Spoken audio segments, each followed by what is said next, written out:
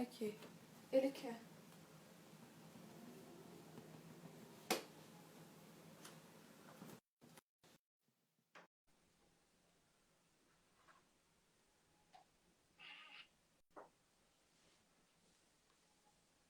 E aí? Agora eu tô te ouvindo. Amém! Aê, maravilha. Eita tecnologia!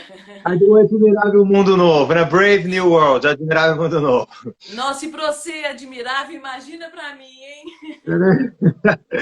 Tivemos um pequeno contratempo tecnológico, algo muito comum nos nossos tempos, mas nada grave, tudo certinho. Já estou aqui com Ótimo, tudo preparado, o pessoal já e- está entrando. ótimo. Foi bom que o pessoal ficou a postos, né? Exatamente, já deixou todo mundo desperto aí, acordado. Vamos entrando todo mundo. Agora sim está funcionando. A galera já está aqui clicando, já está entrando. Que bom, vem todo mundo. Vamos conversar porque hoje a nossa live é super especial, super importante. Vamos fazer o seguinte, antes de a gente começar a falar efetivamente, vamos nos apresentar, né? Porque tem pessoal que não me conhece e tem E pessoal também é, do Rio. Vamos fazer essa isso, interação. Então, isso. posso começar apresentando? Pode, lógico. Pessoal, boa tarde para todos. Uma alegria muito grande estar aqui com a professora Cristiane Pinheiro, cujo canal Espalhando Arte eu admiro demais, né? Vamos conversar sobre isso daqui a pouquinho. Meu nome é Gabriel Chagas, eu sou professor de língua portuguesa e literatura, sou pesquisador da UFRJ, Universidade Federal do Rio de Janeiro, onde eu atualmente faço meu doutorado na área de literatura comparada e ciências humanas, né? Minha pesquisa, né? A pesquisa que eu desenvolvo atualmente na Universidade Federal do Rio de Janeiro é uma pesquisa de cunho multidisciplinar e atravessa as ciências humanas, atravessa as artes como um todo. Então, é uma alegria muito grande estar aqui conversando com a professora. Eu admiro demais o canal Espalhando Arte, devo dizer isso. Devo dizer que gosto muito do canal, já conheci há algum tempo, já vi lá todos os vídeos, aprendi já muito. Tem até um caderninho. Será que tá aqui? Aqui, ó. Tem até um caderninho que eu utilizo para os vídeos. Sempre que tem vídeo novo, eu estou lá anotando aqui, ó. Aula 9, Renascimento. Estou Tô sempre, bem. tô sempre em dia. Eu sou muito fã do canal da professora e tive aqui essa honra, essa grande alegria de, nesse momento de quarentena, ter essa oportunidade de fazer essa conversa aqui sobre arte moderna, esse momento de democratização do conhecimento, nesse momento que está todo mundo aí em suas casas, acho que é uma oportunidade muito bacana. É, Inclusive, a ideia dessa live foi muito curiosa, né, como a gente havia conversado, foi uma coisa um pouco inusitada, porque eu já conheci o canal da professora há algum tempo, e aí nós entramos em contato, começamos a conversar e surgiu a ideia da live de uma maneira muito espontânea, não é verdade? Pois é. Deixa eu falar agora um pouquinho de mim. Diga lá. Sou Cristiane Pinheiro e eu sou professora de História da Arte há 31 anos. Amo História da Arte.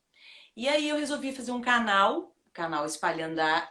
Se chamava Canal Vomitando Arte.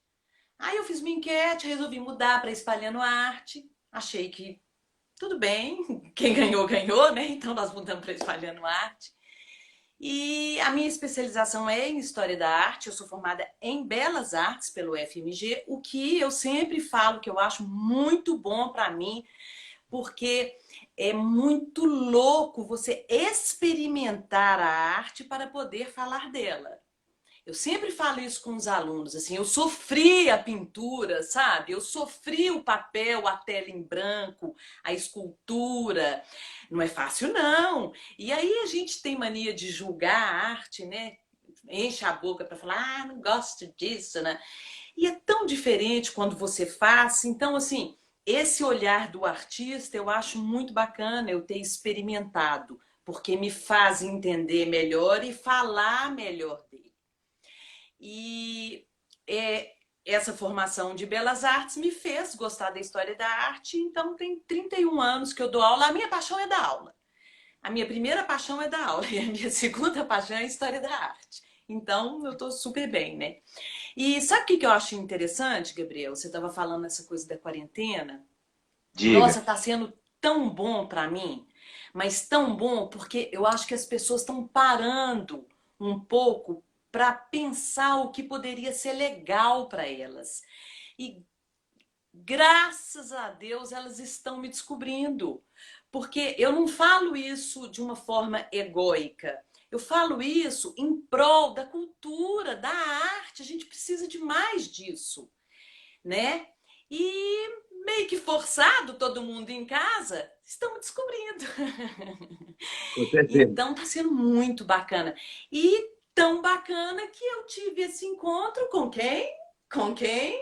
Com o Gabriel, né? E mais legal foi a forma assim que você veio e me cutucou e como que assim, o meu olhar é muito universal. Muito, muito, muito, muito. Eu adoro fazer dobradinha, adoro tentar saber de tudo, porque eu acho que tudo está envolvido. E pelo que eu entendi, você também. Então, muito bacana. Com certeza, é um diálogo muito rico. E esse tema que nós escolhemos para hoje é um tema por si só muito rico, né? A ideia da modernidade, a ideia da arte moderna, as possibilidades que a arte moderna nos traz. O conceito de modernidade é algo que atravessa todas as ciências humanas, né? Qualquer coisa É, que a gente pensa historicamente, geograficamente, filosoficamente. E aí, na nossa praia aí das artes, da literatura, a lógica da modernidade é muito importante, né?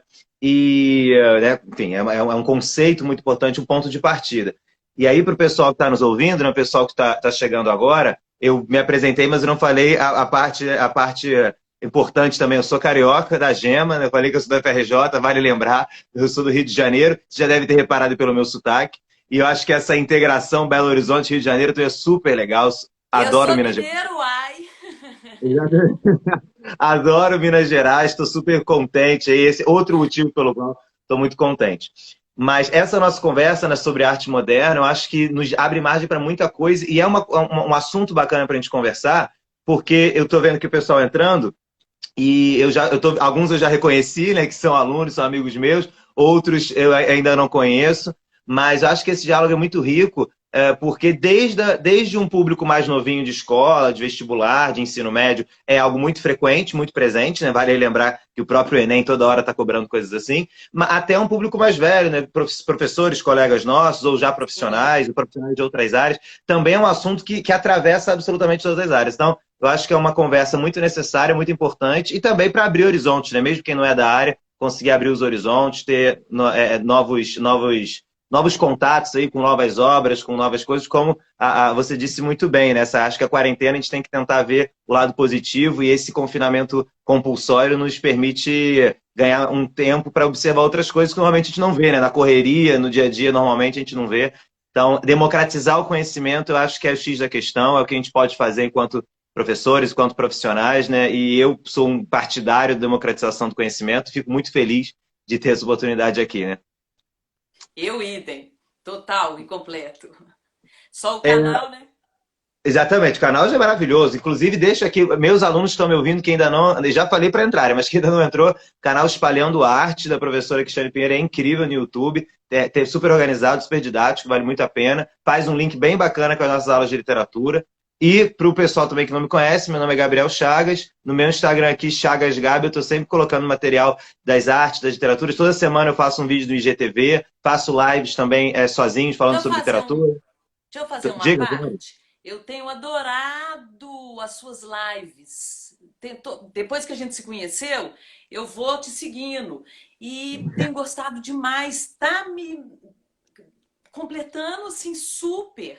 Então eu acho muito bacana essa oportunidade, porque eu acho que a literatura, tanto quanto as artes plásticas, ainda eu acho que as pessoas têm assim uma certa, talvez um certo medo de Sim. se aproximar.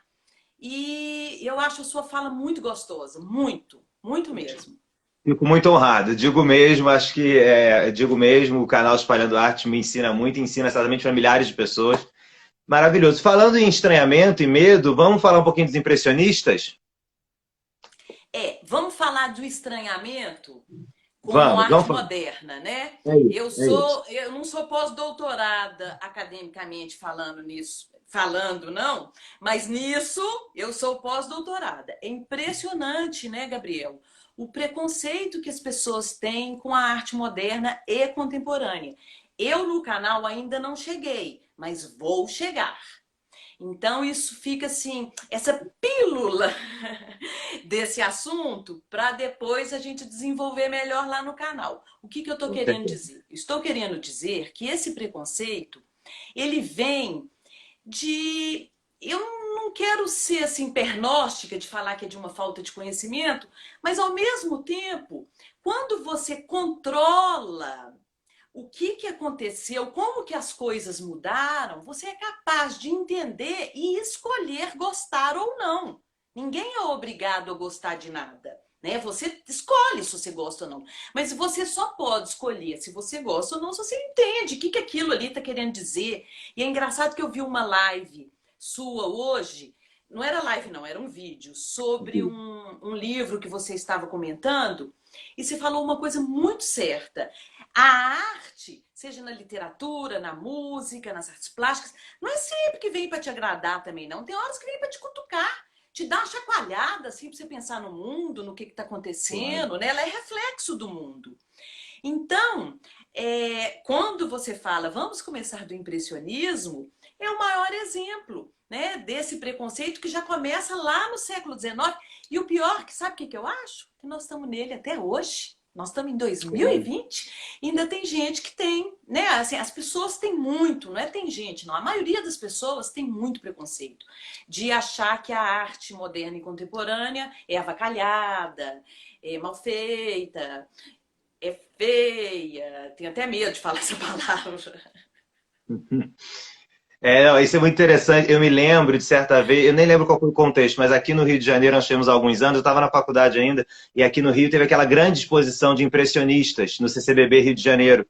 Se não me engano, foi um acervo do d'Orsay, de Paris, né? Teve Filas uma homéricas. Vila Isomérica, exatamente. E o pessoal foi assistir, o CCBB do Rio de Janeiro é enorme, enfim, aqui é muito importante no Rio de Janeiro, no Centro Cultural Banco do Brasil.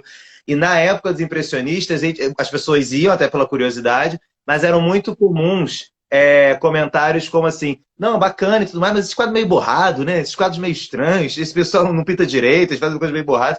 Então é interessante pensar de que maneira causa esse estranhamento, né? O nosso historiador Richard Sennett, que diz que no século XIX ainda não acabou, por vários motivos, né? E esse Com certeza. estranhamento não acabou. E esse estranhamento, em certa medida, nos persegue. E é muito interessante pensar como Monet, o pessoal da época dele, lá, os impressionistas da Belle Époque parisiense, até hoje ainda causa estranhamento. E como na literatura não é diferente. Como a gente vai ter no final do século XIX, por exemplo, um Charles Baudelaire, que escreve As Flores do Mal, né? Que vai virar de ponta cabeça o que a gente entendia como lirismo. Então, isso é muito interessante.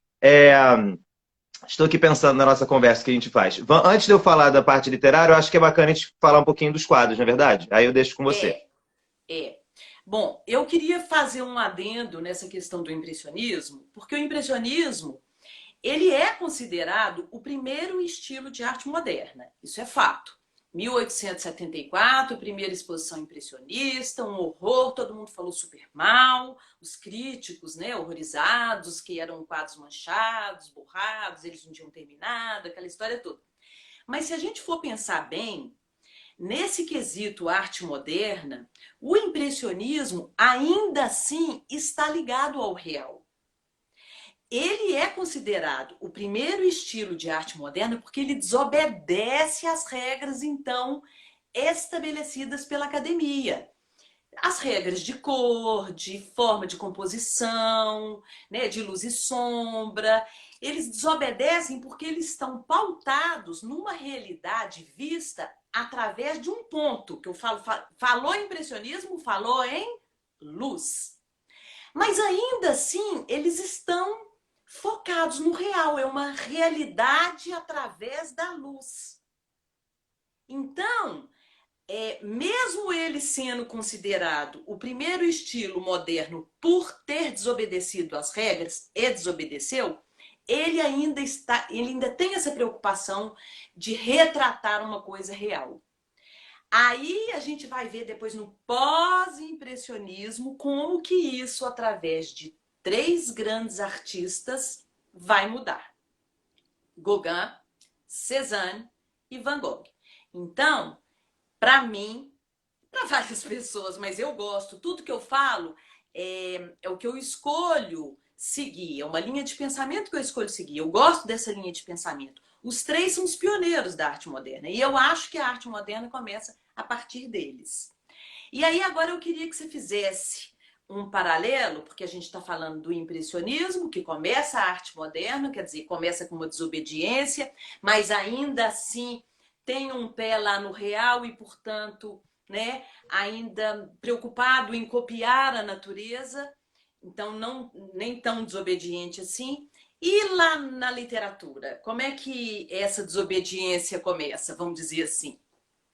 Isso é muito interessante, né? Essa ponte é muito interessante porque se nós pensarmos nesse contexto, até mesmo no recorte histórico, né, de meados para o final do século XIX, nós temos um avanço técnico na questão da fotografia, né, que é inegável, né, a marca da fotografia, né, que vai Não, impactar as deixa eu só fazer plásticas. uma parte. Ela Claro, puxa gente. o tapete dos artistas Sim, completamente, né? Porque para exatamente. que eu vou fazer uma coisa real, tão certinha, se eu tenho a fotografia que num clique eu consigo captar essa imagem? Então foi uma puxada de tapete, assim, homérica. É isso, Pode é isso. continuar. Tá, não, isso é muito interessante, assim, a fotografia que derruba os artistas, né, a da artes plásticas, e na literatura, embora a fotografia não seja um suporte que se conecte diretamente ao texto literário, existe um processo análogo e muito interessante, eu costumo dizer para os alunos, que é o quê? O século XIX, se a gente pensar na história da literatura do mundo ocidental, pelo menos, mas a história da literatura como um todo, e no Brasil não é diferente, o século XIX, nós vamos ter um século que construiu absolutamente tudo. Então, a gente tem o século XIX cheio de ismos, né? Eu brinco que o século XIX é repleto de ismos. E na arte, na história da É, arte plástica também é igual, né? Vários ismos. A total. gente, total, pois é. A gente, no caso da literatura, o neoclassicismo que vem do XVIII, né? Nas artes plásticas, o neoclassicismo entra no XIX também, mas na literatura, sobretudo no XVIII. No final do XVIII, começo do XIX, aí vem romantismo lá com Goethe da Alemanha e vai ganhar força. Depois tem o realismo, parnasianismo, simbolismo, vários ismos no século XIX. E o século XIX é interessante porque até hoje, como eu disse, né, o século XIX não acabou ainda, e realmente não acabou, até hoje o século XIX é muito presente, porque ele construiu quase tudo que a gente conhece em termos de arte. Porque, assim, se a gente parar pra pensar nos clássicos que a gente lê até hoje, mesmo os clássicos que viraram filmes, Orgulho e Preconceito, da Jane Austen, século XIX, Sim, Oliver Twist, do Charles Dickens, século XIX. No contexto brasileiro, nossa tradição é século XIX para cá. Né? Então, por exemplo, o grande Machado de Assis, que também já é o moderno, vou comentar sobre isso, mas o próprio Zé de Alencar, os clássicos que as pessoas leem nas escolas, A Moreninha, Inocência, todos esses livros são todos do século XIX. Então, o século XIX ele construiu muita coisa. Né? A tradição do romantismo, a tradição do realismo, a literatura é muito sólida no século XIX. Os sim. grandes romances até hoje são do XIX. E aí o que acontece? Quando vem essa empreitada moderna, né, no final do XIX e começo do XX, é um movimento muito interessante, porque o século XIX já havia construído tudo. Então a literatura do século XX, e isso é bem análogo às artes plásticas, começam a Muito começa a caminhar por novos caminhos, porque não dá mais para construir nada, agora tem que desconstruir. Então, impressionante. Como que é casadinho. exatamente, vem junto. Não, Então, assim, e é legal porque construir. E eu acho que você vai concordar comigo. Tem que construir novos caminhos. E um dos grandes caminhos que eles vão escolher, que eu adoro, é olhar, porque você olha a natureza, né? E você retrata a natureza. Chega num momento que isso se esgotou, principalmente com a fotografia. E aí uma das grandes escolhas vai ser olhar para dentro de si. E acho que isso na literatura deve ficar também muito forte, né? fica muito forte, fica incrível. Exatamente. Eu fiz aqui uma pequena seleção para falar daqui a pouco, mas a gente poderia ter mil escolhas. No caso da literatura, pensando, sem tocar no Brasil por enquanto, mas pensando na literatura em geral, a gente tem, por exemplo, na Inglaterra, uma Virginia Woolf, né, a grande Virginia Woolf, que escreve As Ondas, né, To the Lighthouse, né, Passeio ao Farol, que é exatamente essa ideia, né? É o modernismo chegando ali. Eu costumo dizer para os alunos que é o limite da representação. Você representa, você demonstra, você vai. A literatura, desde lá do Homero, a literatura lida com o real. E chega no 19, a gente vai ter uma marca, por exemplo, dos românticos, com a subjetividade, claro, né? O romantismo tem também uma questão interna, mas essa dissolução da forma é algo de ordem moderna, né? A modernidade, e eu uso modernidade no sentido de modernismo mesmo.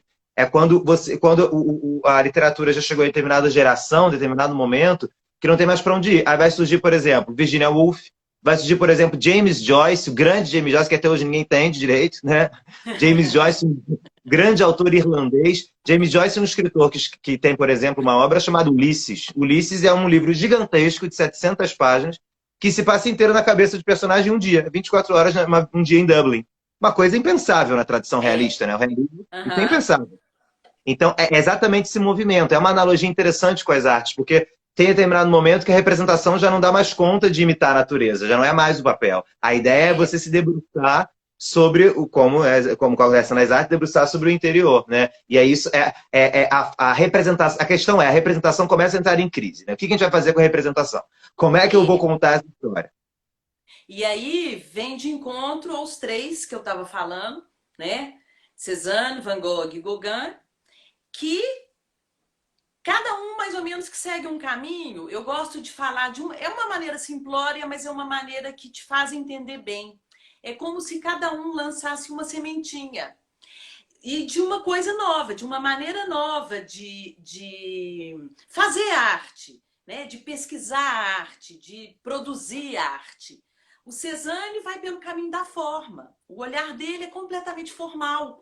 Então, ele não quer mais saber se uma maçã é gostosa, se acalma, se faz bem para os nervos, se faz bem para a saúde, para o fígado. Não interessa se é o fruto da Eva, do Adão e Eva.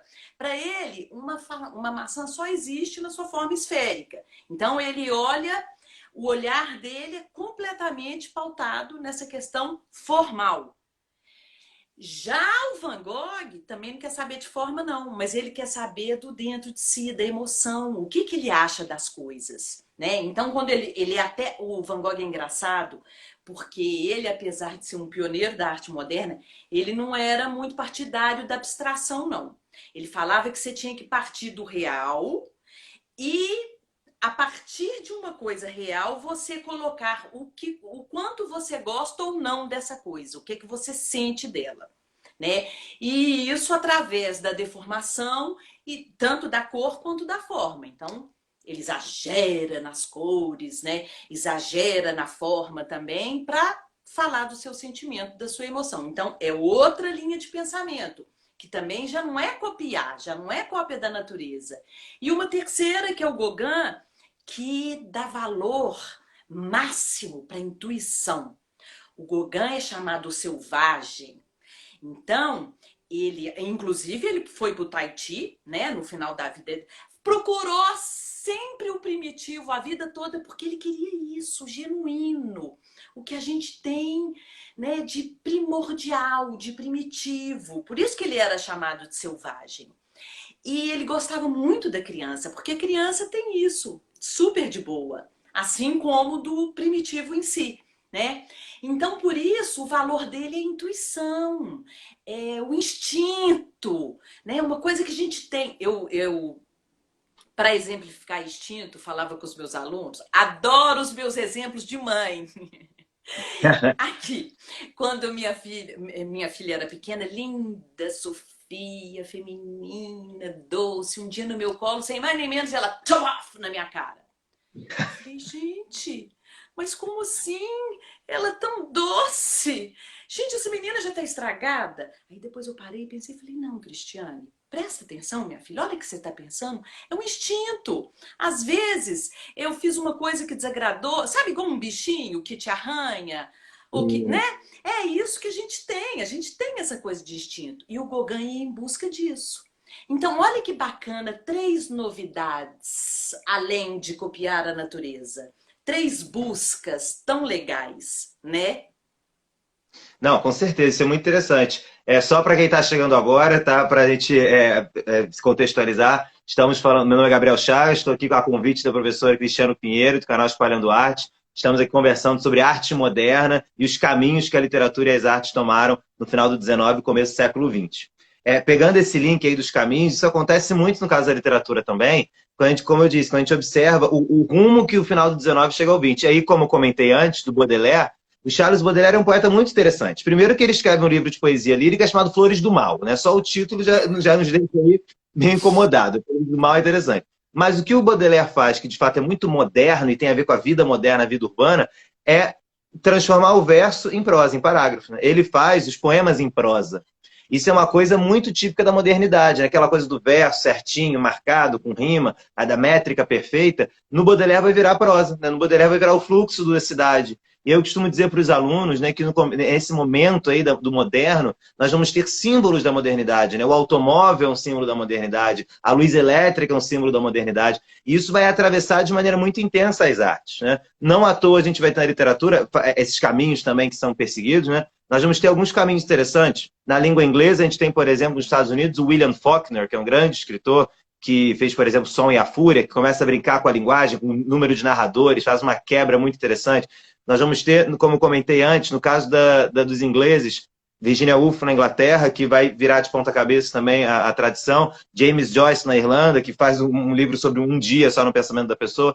Então, o Proust na França também dá para ser chamado, né, Em Busca do Tempo Perdido, também tem uma questão da modernidade. Então, a grande tônica vira essa, né? Como é que a gente acha outros caminhos? Agora que a gente já fez, agora que a gente já esgotou, é como se fosse um processo de, agora que a forma chegou ao seu limite, agora que a gente esgotou a forma de imitar a natureza, de representar o real, como é que eu acho outros caminhos? Então, já tinha lá Orgulho e Preconceito, já tinha Jane Austen, Charles Dickens, o realismo, toda a tradição realista. Agora a gente tem que fazer outra coisa, né? Então, essa chave, essa virada, e aí puxando um pouquinho aqui para nosso país, a gente percebe o brilhantismo do grande Machado de Assis.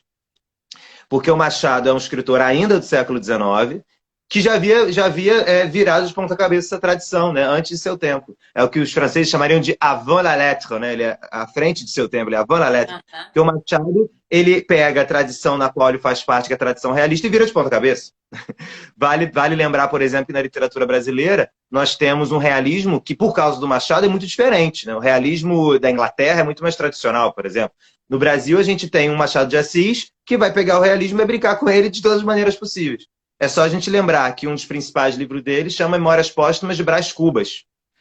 Memórias póstumas, assim, são memórias de uma pessoa que já morreu. Isso é o título já não é mais realista, o título já é brincadeira. É verdade. Gabriel, eu quero fazer um comentário.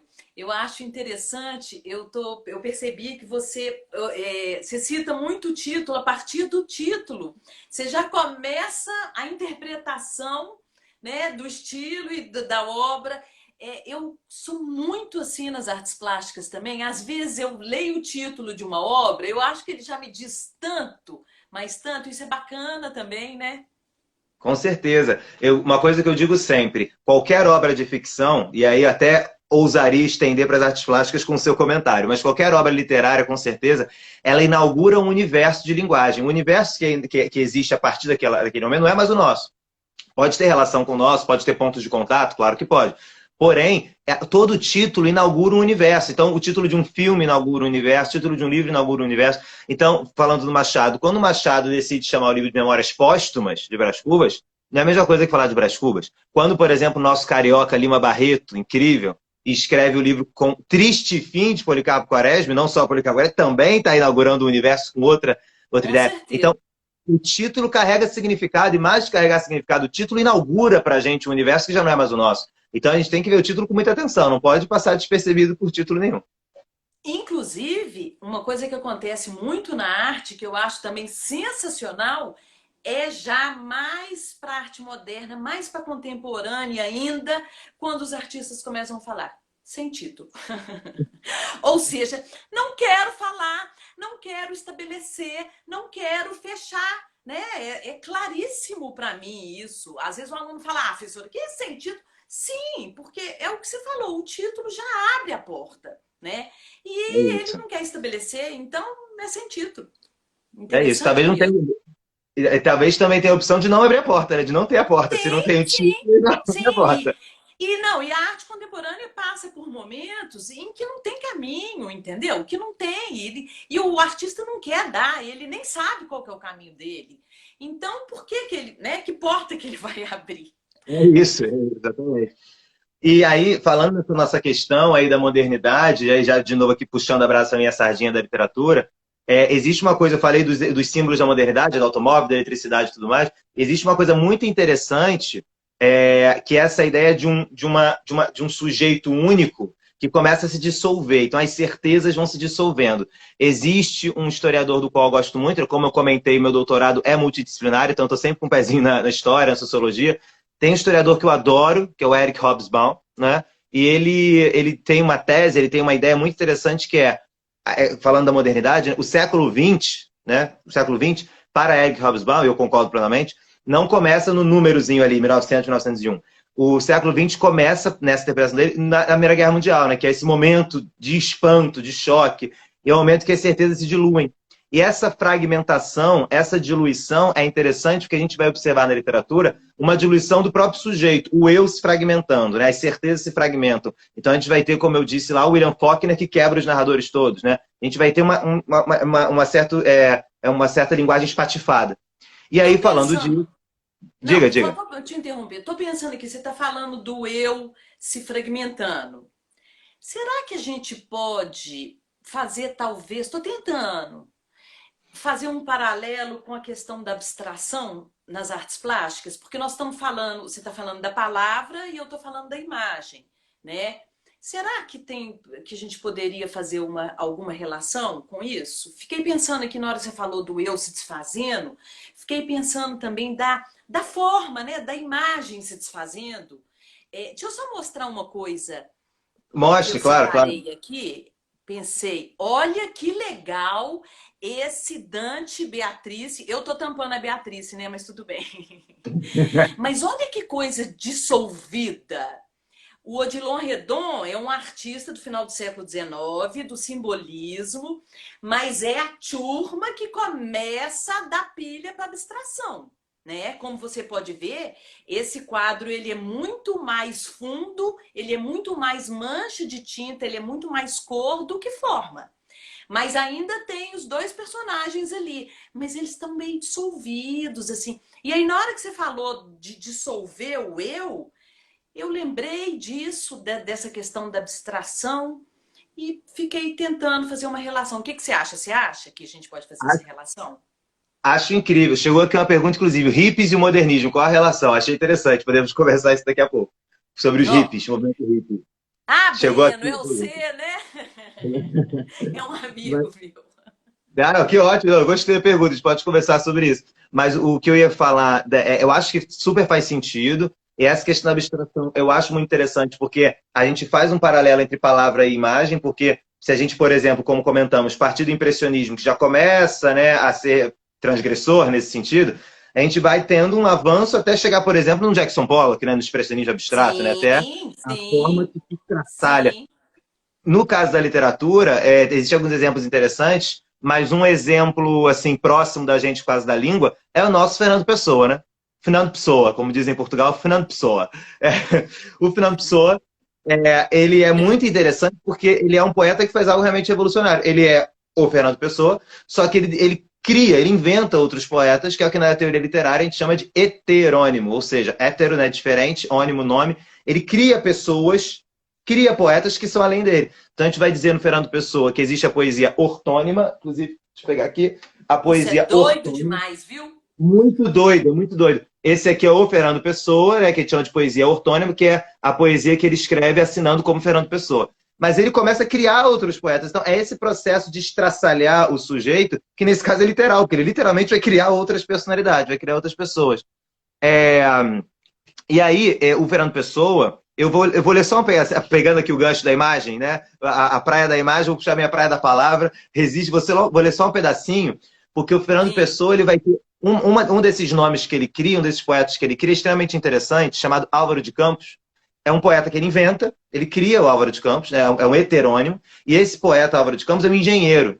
E é muito interessante porque ele vai fazer a poesia ligada à lógica da engenharia, da máquina, do progresso, e toda essa discussão de modernidade. Que Sim. aí é o que a gente vai chamar de futurismo, né? A ideia da máquina. Eu até quero falar disso depois, mas fala aí, tá guardadinho. Ótimo. Então, ótimo. Então, o Álvaro de Campos, ele tem um poema maravilhoso chamado Ode Triunfal. E aí a Ode Triunfal, vou mostrar aqui, pessoal, Ode Triunfal, poema de Álvaro de Campos. E aí eu vou ler um pedacinho aqui. É interessante porque a ode, né? Ode, aí olha o título, como a gente falou. a ode é uma coisa que vem lá desde a Grécia, que é um poema, É. né, de exaltação, uma coisa divina. Só que a ode triunfal, esse triunfo não é mais o triunfo dos deuses, né, do Olimpo, agora é o triunfo da máquina, do progresso, da evolução. É o triunfo, né, dessa lógica da aceleração da máquina. Tanto que ele faz essa ode, é uma coisa que até tem um tom cômico, mas é absolutamente, enfim, profundo. Ele faz essa ode para a luz elétrica, para a lâmpada, que é um grande símbolo da modernidade. E ele vai dizer o seguinte: ode triunfal. Vou ler só um pedacinho. Ele diz o seguinte: à dolorosa luz das grandes lâmpadas elétricas da fábrica, eu tenho febre e escrevo. Escrevo rangendo os dentes, fera para a beleza disto totalmente desconhecida dos antigos.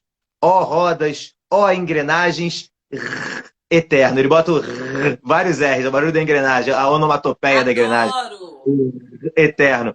Forte espasmo retido nos maquinismos em fúria fora e dentro de mim, por todos os meus nervos dissecados fora, por todas as papilas fora de tudo com o que eu sinto. Tenho os lábios secos, ó grandes ruídos modernos, de vos ouvir demasiadamente de perto, e arde-me a cabeça de vos querer cantar com excesso de expressão de todas as minhas sensações, com um excesso contemporâneo de voz, ó máquinas. Olha que coisa interessante. Não, presta atenção nesse Aí, Giacomo Balla, então, né? Você falando futurista. isso, velocidade de um automóvel. Aí, futurista, né? Porque nós estamos falando da máquina, então vamos falar um pouquinho do futurismo, estamos falando de Giacomo Balla. Velocidade, jura mesmo que isso? Gente, eles chegaram ao ponto de não se interessarem mais por retratar o automóvel, e sim a velocidade do automóvel. Então, igual os ram que você falou aí, ó, o ram tá aí na imagem, quer dizer, né? Essa coisa da velocidade. E sabe o que eu acho muito legal? Eles falavam no Manifesto Futurista: um automóvel rugindo é mais belo do que a Vitória de Samotrácia, que é aquela escultura grega linda, né? Magnânima lá do Louvre. E você falar que um automóvel rugindo é mais belo do que ela, né? Do que uma deusa grega. Então, como que é forte isso, né? É muito bacana. E sabe uma outra coisa? Você está falando aí da máquina. Adoro essa visão de que o século XX, na verdade, começa no. Deixa eu só tirar essa daqui. Começa com a Primeira Guerra Mundial. E aí a gente tem o quê, gente? Nas artes plásticas, o dadaísmo, que é o absurdo, é o ode ao absurdo. Aí vem meu querido, que todo mundo odeia, mas eu amo, Marcel Duchamp, e lasca um urinol como obra de arte, a fonte, 1917, e ainda assina com pseudônimo. Por quê? É o que eu falo com todo mundo, gente. Como que diante de uma realidade de Primeira Guerra Mundial, né? Qual que é o absurdo? O absurdo é do Marcel Duchamp? É dos dadaístas? Não, o absurdo é nosso, né? É do ser humano. O absurdo é a guerra, 1914, gente, o que é aquilo? E sempre falo para o aluno, a gente aqui no Brasil, quando fala de Primeira, Segunda Guerra Mundial, a gente fala do livro, né? Ou agora do vídeo. Ninguém viveu guerra aqui, então a gente não sabe o que é viver uma guerra, né? É muito louco isso, a força que isso tem é impressionante. Para a gente entender o quanto eles precisavam de desconstruir tudo, né, de avacalhar com tudo, porque o dadaísmo é uma avacalhação assim deliciosa, né? Olha que delícia! Não, esse é um poema, você já viu esse poema dadaísta? Caravaiani?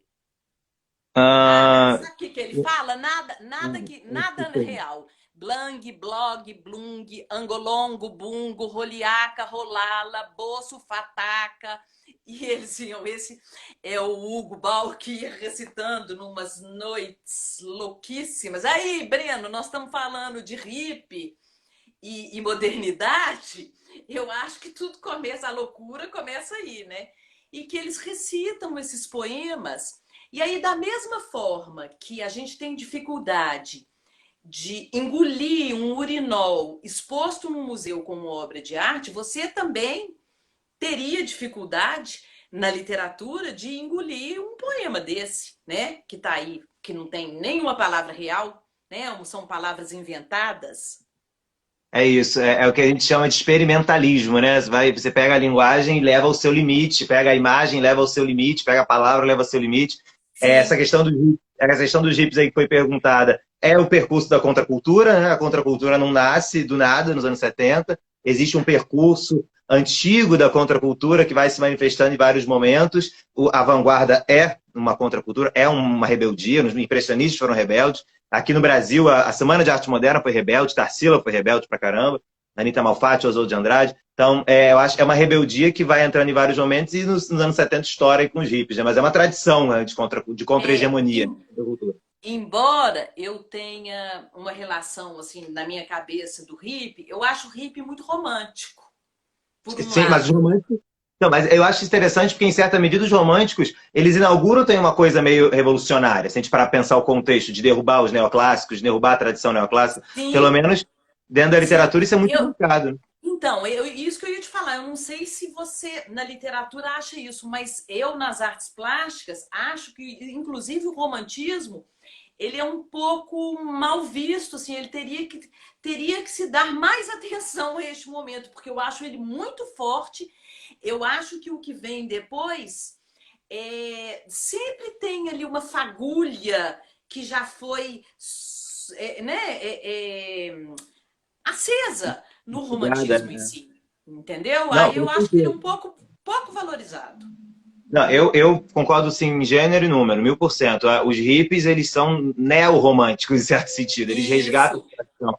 Não, a gente tem, por exemplo, o Otávio Paz, né, o escritor Otávio Paz, o crítico literário, ele diz que o romantismo começa uma tradição da ruptura. Então é interessante isso, né, que parece uma coisa contraditória, mas a ruptura, a ideia do romper, do rompimento, da quebra, o romantismo joga semente. Se a gente for pensar, é uma semente que vai ser depois resgatada várias vezes. Porque os românticos, sim, quando, no caso da literatura, quando a gente tem, por exemplo, um Goethe, na Alemanha, que escreve Sofrimentos do Jovem Werther, né? O burguês desesperado, sofrendo, aquilo é uma ruptura, aquilo também é uma sim. mudança de gerar a chave. Mas o que eu ia comentar sobre. Do Duchamp. Existe uma questão da linguagem, da etimologia muito interessante, que eu acho que é muito bonita, e que eu acho interessante e poética também, que é a ideia do cosmos e do caos, né? As duas palavrinhas gregas, cosmos e caos. Caos, para os gregos, é aquilo que havia no início de tudo. No princípio de tudo, para os gregos, havia o caos. E o caos é a desordem absoluta, é a falta de lógica, a falta de organização, é o que é bagunçado, o que é estranho, o que é caótico, daí que vem o caótico, né? Então, o caos é a falta de ordem, de lógica para os gregos. Para que o universo continuasse, do caos fez-se o cosmos. O cosmos é a ideia de organização, tanto que a gente chama, né, as estrelas de cosmo, cosmologia. Cosmo é a ideia de organização, de princípio, organização. Inclusive, está ligado ao princípio também do que é mais belo, e daí que vem em português cosmético, porque cosmético é o que arruma, né? O que deixa bonito, é Que o que resolve. legal, adorei, não sabia não. O cosmético parte daí. Então, assim, o caos e o cosmos, eles são essas forças, o princípio do absurdo, da desordem e o princípio da ordem.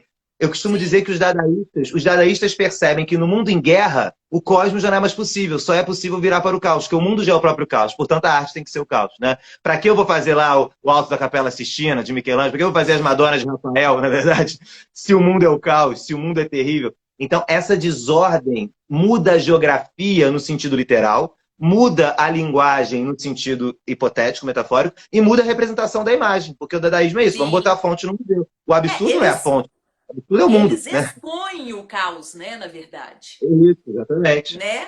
Se, se o mundo é caótico, se o mundo é terrível, a arte, né, vai seguir essa linha de raciocínio. E aí na Sim, literatura a gente tem, por exemplo, a ideia do experimentalismo, né, de botar expressões, botar palavras soltas, isso acontece muito, é um caminho, mas também existe um poema dadaísta, assim, tipicamente dadaísta, do Tristan Tzara, né, que é um nome do ah, dadaísmo na sim, literatura, sim, que chama. É um poema maravilhoso, chama-se Como Fazer um Poema Dadaísta. Já a brincadeira está no título, né? É uma metalinguagem, ou seja, a linguagem falando da linguagem. Porque ele fala: fazer um poema dadaísta é muito simples. Pega um jornal, corta várias palavras, joga num saco de papel, aí você vai tirando as palavras e vai colando ali. Aí no final ele explica isso, o poema é isso. Ele vai explicando, corta o jornal, não sei o que e tal. Aí no final ele diz assim: será um poeta de uma singularidade incrível, porém não será compreendido. Ele brinca assim no final. Se você misturar um monte de coisa, você será um poeta de singularidade incrível, porém não será compreendido. E isso é muito interessante porque deixa bem clara essa ideia, né, da lógica, do princípio da organização, do princípio da estrutura, o que é a arte, o que é a beleza, o que é representar. Repito, né? Você vai fazer lá um livro de 1000 páginas representando o real, nos seus detalhes, nos seus pormenores. Você vai fazer lá Madame Bovary, do Flaubert, né? Que é o realista por excelência, no mundo que não faz sentido, no mundo que está em guerra, no mundo que é o caos. Se o mundo é caos, não dá para ter cosmos, né? Essa é a grande questão. E olha, só uma Aqui. coisa, Ah, com muita dor no coração, eu informo que a gente tem que tomar cuidado com a hora. Daqui a pouco a gente vai fechar. que horas são? A gente tem mais 10 minutos. Ah, não, eu quero fazer um comentário que eu acho Passa, que as passa. pessoas precisam saber. A gente esqueceu de falar, eu quero fazer uma confissão aqui, hein, ao vivo. Quando o Gabriel me chamou para falar, para a gente fazer essa dobradinha de arte e literatura, foi muito bacana, porque o que deu a pilha da nossa conversa foi que eu falei com ele, falei, Gabriel, eu domino pouco a literatura. E conversando sobre isso, eu falei com ele que parei para pensar se eu dominava pouco, se eu era, né, como que era isso na minha cabeça. Aí eu fiquei pensando, gente, é interessante isso, né? Da mesma forma que para as pessoas você vê um poema escrito de uma forma igual eu mostrei esse, com palavras que você não compreende, criadas, nem são palavras reais, ou que você vê um poema que fala corpo, pé, mão, pneu, igual o do Arnaldo Antunes, que é o corpo. Aí você fala, ai meu Deus, isso não é literatura, não, isso não é poesia, isso não é nada, nananã. E aí eu fiquei pensando disso na arte. E olha que legal, daí que veio essa pilha da modernidade, né? Porque isso acontece demais na arte também. Você vê um Jackson Pollock, como você já falou, né? Você fala, me poupe. O cara tacou tinta na parede, vem me falar que é arte. Ou você vê um Mondrian, que são os quadradinhos, se falar isso são só quadradinhos. Então eu acho, parece bobo, simplório, mas é legal a gente prestar atenção nisso, né? O É isso. tanto que o nosso olhar é pequeno e o tanto que o conhecimento disso tudo faz abrir o nosso olhar na música, né? Porque a música, se é a música instrumental, ela também não tem palavras, né? Ela não conta uma história, mas ela te emociona, assim como um amarelo pode te trazer alegria, né? Assim como um poema que você às vezes não compreendeu, porque não é para compreender, também pode te fazer bem. Eu acho isso muito legal, muito, muito, muito. Com certeza, com certeza. É isso. É o caso da literatura também. Quando você pega lá as ondas da Virginia Woolf, quando você pega no Brasil Paixão Segundo GH de Clarice, quando você pega o Macunaíma, né, como eu havia comentado antes, quando você entra em contato com uma linguagem que não é o habitual, né, que te deixa perturbado, né? E essa perturbação da linguagem é algo que atravessa a modernidade. O moderno vem do latim, né? Modus odiernos, é o modo de fazer o hoje. Então, a modernidade, por excelência, tem essa ideia de dissolver alguma coisa, de mudar o que veio e fazer e mudar e achar novos Sim, caminhos. E o que é novo sim, perturba, na verdade. O que é novo, o que é diferente, perturba, causa um estranhamento. Então, o estranhamento é intrínseco à modernidade. sim. E essa questão do conhecimento que eu fico falando, eu reflito muito sobre as coisas que eu falo e eu acho que a minha posição é uma posição muito delicada como professora, ainda mais de história da arte. Porque eu não sei se você sabe, existe uma certa linha de preconceito contra a história da arte regular, que é a história da arte que vai da pré-história até a arte contemporânea. É como se isso tivesse ficado meio ultrapassado, meio jeca. E aí eu fico refletindo muito sobre isso tudo, sobre até que ponto que esse conhecimento é importante, porque eu tenho vários amigos, artistas mesmo. Então, eu fico pensando, será que é necessário sempre você conhecer? Será que o artista queria que você... Será que ele falou isso mesmo? Quando eu estou estudando, eu falo, gente, será que ele... Então, quando a gente conhece, quando a gente lê sobre o artista, quando a gente entende o todo, a gente é capaz de julgar. Entende o que Com eu estou querendo certeza. dizer? Sim, sim. E aí, essa questão do conhecimento, quando você tem né, o todo, e é capaz de julgar, você pode gostar ou não. Porque arte contemporânea as pessoas detestam porque elas acham que aquilo tudo foi feito para elas. Né? Para Exatamente. pôr numa sala, para te gravar. Às vezes eu falo para o aluno, "Ô, meu querido, você acha mesmo que o artista fez isso para você? Você acha que ele pensou em você? Você Que acha que ele está prepotente, né? ligando se você está gostando ou não? O que, que você acha disso? Então, quer dizer, é muito maior.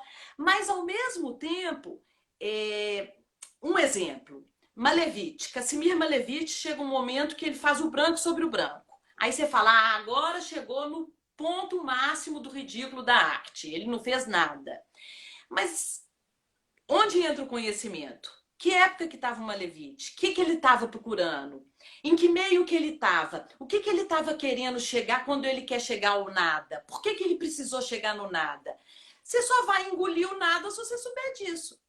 Com Não sei se eu certeza. fui clara, mas é porque eu sou Sim, muito. super. Isso me preocupa muito, sabe? Eu acho que essa questão tinha que ser mais bem trabalhada. Eu acho Sim. que. Por isso, talvez, que a arte fique tão de ladinho nos livros, sabe? Seja exemplo de livro de matemática. Não, eu concordo. Eu acho que é parar com essa ideia de que antes de mim o abismo, depois de mim o dilúvio, né? Aquele ditado, né? Adoro! Eu concordo. Eu acho que é isso, é refinar. Meu doutorado trabalha com comparatismo intercultural, né? De ver que maneira um tempo influencia outro, uma cultura influencia outra. Então, eu acho fundamental essa questão também. Só uma perguntinha. Tá aparecendo o cronômetro aí em cima? Porque eu tô com medo de fechar na nossa cara. A live. Não, não tá, não. Não, Tô clica sem nesse ao vivo. cronômetro. Esse ao vivo vermelhinho. Clica, vê se aparece. Porque eu acho que ele calcula o Ah, tempo. tá. 52 minutos. Ah, 520102. Então, nós temos 8 minutos. Podemos fazer as considerações finais? O que você acha? Aqui, eu não consigo fazer tanta coisa ao mesmo tempo, não. Aqui só tem tá os falando. comentários, eu fico curiosíssima. Ei, gente, eu tô tentando ler, mas não tô conseguindo, não. Vamos fazer as considerações finais. Vamos fazer. Eu falei do Fernando Pessoa que eu queria falar. Eu vou comentar muito rapidinho aqui do nosso querido Kafka, que também é um moderno, né? O que a gente chama. Adoro! é, o- Expressionista, né? Exatamente, é o expressionismo, né? Essa ideia da força das cores, da intensidade. Esse livrinho é pequenininho e muito bacana, Metamorfose, a história do Gregor Samsa, que acorda um dia e virou um terrível inseto. Alguns traduzem como barata, mas a palavra original do alemão é terrível inseto. Mas, de fato, a barata é um terrível inseto, então até faz algum sentido, né? Mas o que eu queria dizer, na verdade, nesses nossos momentos finais aqui é o seguinte, gente. Eu acho que a nossa conversa como um todo, né? A nossa ideia aqui não é fazer uma aula super tradicional, né? Nossa ideia é ampliar os horizontes, né? No meu caso aqui, falar da literatura, falar um pouquinho de Fernando Pessoa, para vocês irem procurar, falar de Kafka, falar de Virginia Woolf, para vocês irem procurar, James Joyce, né? Ter coragem de encarar, porque é desse tamanho, mas também ter curiosidade de procurar. Eu acho que a nossa ideia aqui é, sobretudo, democratizar os saberes nesse momento e instigar, abrir os horizontes, assim como o canal da professora faz tão bem, né, de instigar a gente a procurar e conhecer mais a história da arte. A nossa ideia aqui é essa, né? Instigar a curiosidade, os mais novinhos aí de ensino médio, abrir os horizontes para a vida aí toda pela frente. O pessoal aí que já é aluno de graduação, que já é professor, seguir em frente também. Isso é muito importante. Falaram aqui alguma coisa do Kafka, de Carta ao Pai. O Kafka tinha um problema seríssimo com o pai. Seríssimo. A obra inteira dele tem a ver com isso. Freud explica os problemas que ele tinha com o pai. Ele tem um livro chamado Carta ao Pai, que é literalmente a carta que ele escreveu para o pai, desabafando. Mas o que eu ia dizer, na verdade, é que toda essa questão da modernidade chega ao Brasil também. Só para jogar aqui as sementinhas, a gente tem o Macunaíma, que é doidíssimo, né? Do Mário de Andrade, que é aquele primeiro modernismo brasileiro, né, do índio, Macunaíma, aquela coisa doida da linguagem toda quebrada e tudo mais. E quando a gente vai avançando, a gente tem uma riqueza gigantesca na nossa literatura, mas eu queria, sim, finalizar. Dá para ler um pedacinho? Temos tempo ainda? Só um pedacinho? 54 e 39. Dá tempo. Dá tempo. Queria finalizar com a dama das letras brasileiras, né, uma das minhas grandes inspirações na vida, que é a Clarice Lispector, né? A Clarice, essa rainha da literatura brasileira, tem vários livros. Eu peguei aqui A Hora da Estrela. porque um caminho interessante também dessa... A Clarice já é mais um pouquinho depois, não é no comecinho do século XX, ela está um pouquinho depois, mas a Clarice ela tem uma coisa muito forte, ela é traduzida no mundo inteiro, que é uma linguagem muito forte, muito única, e tem uma coisa também da metalinguagem, igual eu comentei antes, né? Eu peguei só um pedacinho da Hora da Estrela, que eu gostaria de finalizar a minha fala com um pedacinho da Clarice, que é ela escrevendo, falando sobre a escrita, falando sobre o livro. Prometo que é rápido, vai dar tempo. Vai, Ela ó, diz, 55 e 24. Vamos lá, vai lá. ó, ela diz assim: escrevo por não ter nada a fazer no mundo, sobrei e não há lugar para mim na terra dos homens. Escrevo porque sou um desesperado e estou cansado, não suporto mais a rotina de me ser. E se não fosse sempre a novidade que é o escrever, eu morreria simbolicamente, todos os dias. Mas preparado estou para sair discretamente pela saída da porta dos fundos. Experimentei quase tudo, inclusive a paixão e o desespero. E agora eu só quereria ter o que eu tivesse sido e eu não fui. Clarice Lispector. Olha, isso me lembrou, menino Jackson Pollock julgando tinta, porque preciso julgar, porque preciso pôr pra Isso. fora, um vômito. Meu canal chamava Vomitando Arte por causa do Jackson Pollock. Eu adoro Mas as Jackson pessoas não Pollock. entenderam, então tá tudo bem. Agora espalhando arte. Mas me lembrou demais, menino, sabe? Essa coisa, assim, de precisar pôr pra fora e vou pôr mesmo, e é assim que eu ponho e eu lanço tinta. Não só Jackson Pollock, vários, né? O Kandinsky, maravilhoso. Gabriel, amei, amei, amei. Olha, eu poderia ficar aqui falando mais umas 3 horas, facinho, facinho. A gente Eu tem iria também muita até coisa, meia-noite. né? Tinha muita coisa para falar. Espero que tenha sido legal para as pessoas. E, gente, eu quero falar uma coisa para vocês. No meu canal, eu estou fazendo uma série de arte no Brasil que tá incrível. É um material raro que está sendo dificílimo fazer, porque não tem literatura, não tem coisa legal, só tudo muito pesado, acadêmico. E eu tô fazendo das tripas coração para fazer ficar uma coisa suave, gostosa, mas de conteúdo. Então, tô falando porque para quem não viu ainda, vai lá, vamos valorizar a nossa arte, né? E depois eu volto para o moderno contemporâneo aqui, né, europeia, e depois vou para o moderno contemporâneo do Brasil também. Maravilhoso. Tenho mais um minutinho? Quanto tempo aí? Eu tô com medo do relógio. A Cronos 57 e devorando. 38. Aquela Nós damos imagem do 2 Cronos. oitos. O titã Cronos do tempo e devorando seus filhos, o tempo que tudo devora. Nossa Senhora!